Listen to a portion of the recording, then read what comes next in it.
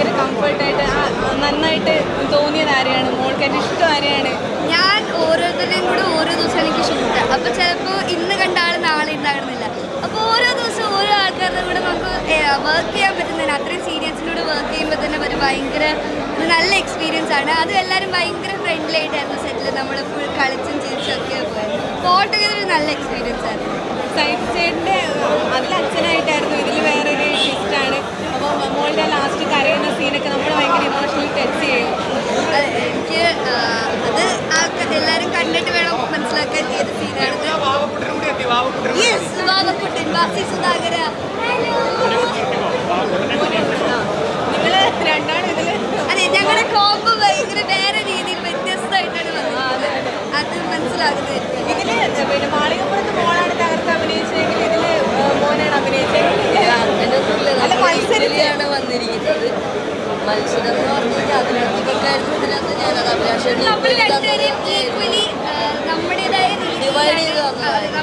രീതിയിലാണ് അഭിലാഷം അത് എഴുതിയിരിക്കുന്നത്. അപ്പോൾ നമുക്ക് നമ്മുടേതായ ഇമോഷൻസ് എല്ലാം കൃത്യമായിട്ട് ആ ക്യാരക്ടറിന് കൊടുക്കാൻ പറ്റിയ രീതിയിലാണ് എഴുതിയിരിക്കുന്നത്. അപ്പോൾ ഇവൻ തന്നെയാണെങ്കിലും അതിൻ്റെതായ രീതിയിൽ ആ ക്യാരക്ടറിന് ഭയങ്കര രസമാക്കി. ഞാനാണെങ്കിലും എൻ്റെതായ രീതിയിൽ ആ ക്യാരക്ടറിന് ബെസ്റ്റ് കൊടുത്തിട്ടുണ്ട്. അപ്പോൾ എല്ലാവർക്കും വന്ന് കാണുമ്പോൾ എന്തായാലും ഇഷ്ടം അല്ലേ?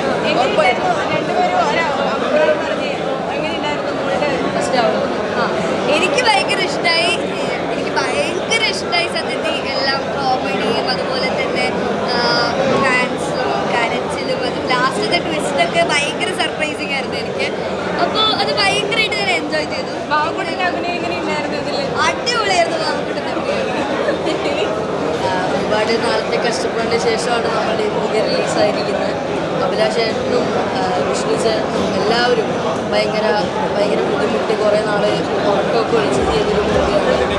അപ്പോൾ അതിൻ്റെ റിസൾട്ട് നമുക്ക് ദൈവം തന്നിട്ടുണ്ട്. അപ്പോൾ എന്തായാലും ഒരുപാട് സന്തോഷിക്കുന്നു. ഇനി പ്രേക്ഷകരെല്ലാവരും പോയി കാണാം, നമ്മളെയൊക്കെ സപ്പോർട്ട് ചെയ്യും.